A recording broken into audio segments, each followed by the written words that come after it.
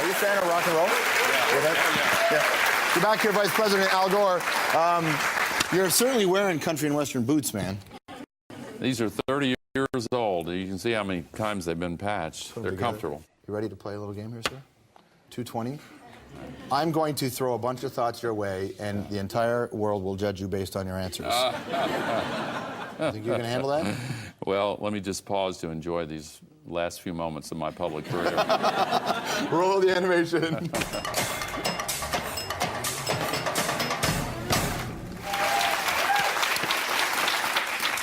All right, what's more frightening, global climate change, the crisis, or Dick Cheney? In a room. In a room? In a room. Oh, global climate change. Nice. True or false, when you take the White House as a president or vice president, they pull you aside and tell you things like, we never really landed on the moon? Well, no, they take up so much time on Area 51 that they didn't even get to. People are watching this right now, Yeah, and they are freaking out. I should say, I'm joking. Your daughter, we talked about her, as a writer, as a comedy writer. Does she get her sense of humor from you or from your wife? I think it's all hers. She's really good. She's really good. We talked about Tipper Gore being in an all-female garage band called the Wildcats. She was the drummer. Was she any good? Did you see any gigs? Yeah, she's great. She still plays the drums, yeah. What? Yeah. Did you guys play drums in the White House? Well, we didn't live in the White House. No, but you were there enough. I wanted to live in the White House. You had to rub it in, huh? No, I didn't even bring it up. Yeah, okay. Okay, well, if you wanted to play drums in the White House, speaking of you wanted the White House, which would be a better name for a band, the Butterfly Ballots or the Hanging Chads? Ooh. Let's see. I don't like either one of those names, to tell you the truth. Ralph Nader, friend or foe? Well, he's a friend. I have respect for him. I don't agree with him on a lot of things, but he's a friend. I respect him. When I interviewed Ozzy Osbourne, he had a record that came out at the same time that Enya's record came out, and there was a built-in competition. Do you feel the same competition with Sarah Palin's book?